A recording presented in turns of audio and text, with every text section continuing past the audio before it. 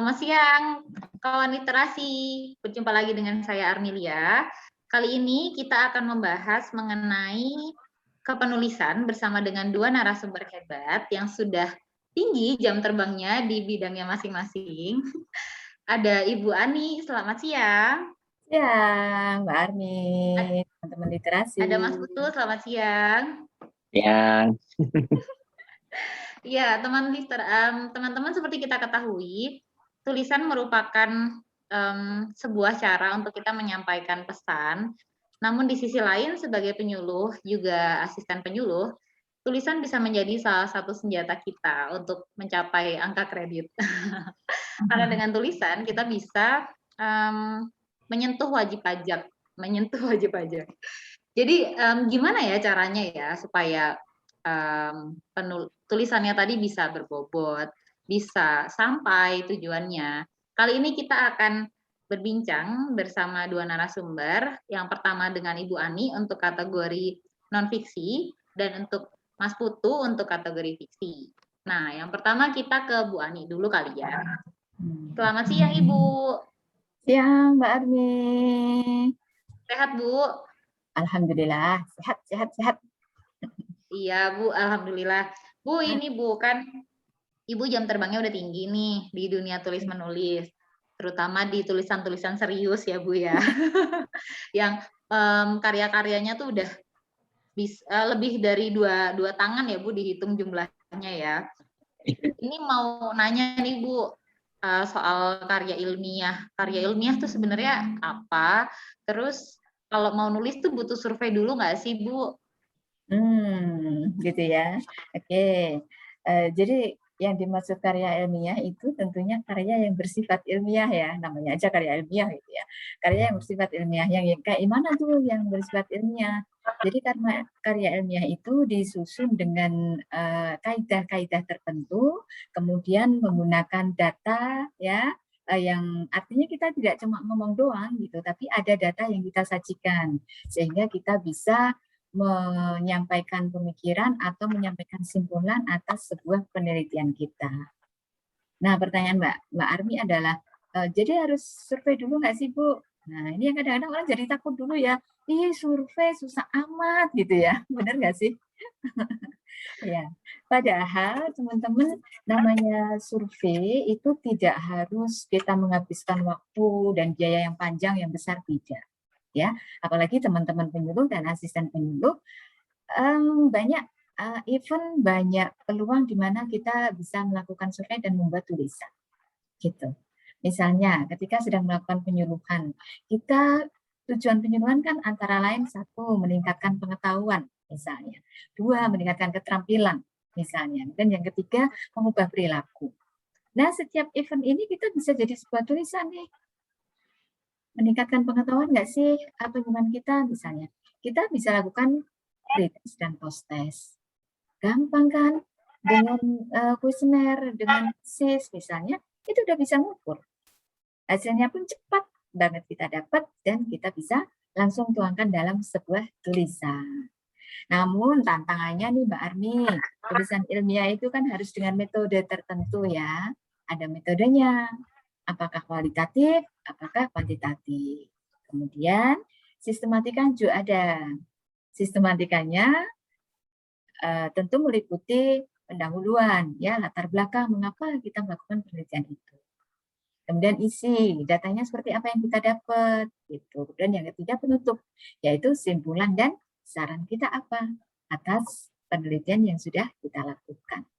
Itu aja kok. Dan Mbak Armi. Ini kita bikin Mas Putu. Ada yang kelempar, Bu. Ini gimana Bu cara masukin yang dari atas, Bu? Ya, udah wawancara dari situ aja. Ya, kamu dari atas aja ya. Tapi terikat tidak ya? Tiba-tiba putus, astaga. Terikat tidak ya? Kalau Mbak Armi di luar? Kerekot tapi Bu. Iya, Bu. Oke, lanjut. Ini kan kita pakai gratisan, guys. Nanti habis waktunya. Ini jadi ngedit dong ntar Mas Putu nih. Oke, Oke, jadi gitu ya Mbak Arni ya, teman-teman semuanya. Jadi tidak perlu membayangkan yang sulit ya. Jadi setiap langkah teman-teman itu bisa jadi sebuah tulisan ilmiah, baik jurnal maupun tulisan ringan ya, isi di majalah.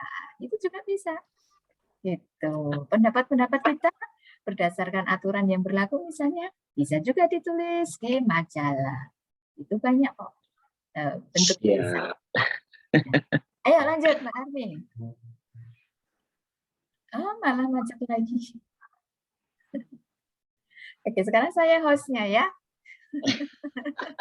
Ya, nanti honornya buat saya, honornya Mbak Arni.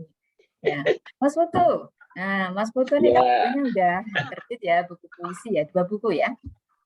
Iya Bu, Terima alhamdulillah. kasih ya, belum saya terima, tapi terima kasih deh kirimannya. Tapi cuma 1 Bu. Mas Putu, kok bisa produktif itu gimana sih caranya dapat ide untuk bikin sebuah puisi gitu? Iya Bu, makasih Bu. Jadi kalau berbedanya dengan karya ilmiah, mungkin kalau karya yang saya tulis kan dalam bentuk puisi ya, cenderung ke arah rasa ya Bu. Rasa itu kan bukan kognitif saja kan gitu. Jadi kalau istilah kalau kita mau perpisahan di buku agenda itu kan kadang silakan kesan dan pesan gitu. Kesan itu kan kesan itu lebih dalam Bu. Pesan itu kan kognitif ya. Pesan itu kita mau nyampaikan apa. Itu mungkin lebih ke yang ilmiah tadi. Tapi kalau kesan ini adalah masalah rasa. Bisa jadi kalau kita bicara asisten penyuluh dan para penyuluh yang punya tema itu ya Bu ya. Targetnya kan tadi menyampaikan yang belum tentu, menambah keterampilan atau mengubah perilaku. Bisa jadi justru kesan ini malah di poin yang ketiga yaitu mengubah perilaku karena kesan ini bicara tentang rasa. Nah, bicara tentang rasa Bu, bagaimana mencari idenya? Nah itu kami menyebutnya kalau di teman-teman puisi itu menyebutnya suasana puitik Bu. Suasana puitik itu seperti hujan yang turun gerimis itu tidak lagi menjadi suasana puitik ketika kita hanya melewatinya terburu-buru karena buru-buru mau ke kantor, takut hujan gitu ya. Bisa jadi kita sambil menggerutu kan, sambil berlari. Tapi beda dengan ketika hujan kita justru di tepi, kalau di pinggir toko itu trotoar, terus kita mencium aroma, betul Bu, mencium aroma petrikor, aroma hujan yang terendus dari bumi, itu kan menimbulkan sensasi tersendiri. Jadi kita menangkap kesan. Jadi sama-sama hujan, tapi yang kita tangkap akan berbeda. Bagaimana dengan pajak misalnya? Pajak pun sama Bu. Misalnya contoh ketika saya pernah dalam satu kejadian, seorang yang marah-marah karena dia dipotong, karena dia tidak tahu tapi tetap harus membayar tagihan pajak gitu kan. Tapi dia sebenarnya memang seharusnya kena gitu.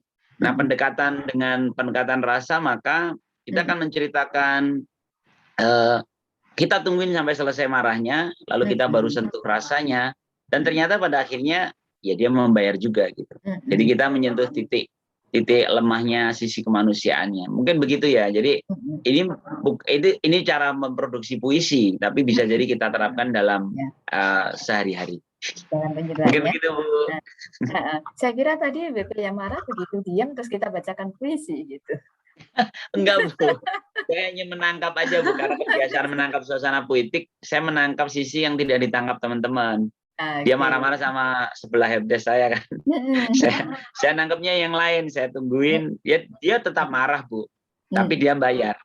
Kan target kita dia mengubah perilaku. Jadi dia tetap bayar. Ya, target tercapai. Marahnya dia juga bayar ya Mas ya. Oke, baik. Mas Putu, kayaknya jadi saya terpikir nih, tadi kan justru kalau dengan puisi ini kita udah sampai penyuluhan yang tema 3 ya, sampai pada bagaimana menimbulkan kesadaran gitu kan, wajib pajak memenuhi adat wajib. Kalau gitu berarti puisi juga bisa menjadi sebuah kegiatan yang diapresiasi dong. Maksud saya bisa dong dikasih angka kredit gitu loh bagi penyuluh. Itu kayak terpusat. Harapannya begitu Bu. Gitu ya kayaknya nih. Iya bener loh, karena edukasi itu kan tidak hanya logika kan. Tadi kan disampaikan logika dan rasa gitu kan. Edukasi kan rasa juga. Nah, berarti puisi bisa menjadi salah satu alat mengedukasi, ya kan? Karena saya di anti korupsi juga salah satunya dengan cara puisi, Mas. Gitu. Ya, dengan gerakan puisi. Nah, cara edukasi dan kalau dikaitkan dengan kerjaan kantor mungkin teman-teman bisa dikasih angka kredit. Setuju nggak? Betul. Semoga begitu. Setuju ya? banget, Bu. Oke, baik teman-teman. Wah, ini benar saya gantiin Mbak Ati karena tercerabut gitu ya. Jadi ini tadi obrolan kita sore hari ini, siang ya, siang hari ini terkait karya tulis ilmiah dan karya sastra. Yang ternyata dua-duanya bisa saling mendukung nih menurut saya, ya nggak sih? Betul, Bu. Gitu ya, saling mendukung untuk melaksanakan tugas edukasi perpajakan. Oke, ada yang mau disampaikan, Mas Putu, sebelum kita tutup? Cukup, Bu. Oke, Terima baik. kasih. Salam literasi. Terima kasih. Assalamualaikum. Assalamualaikum warahmatullahi wabarakatuh.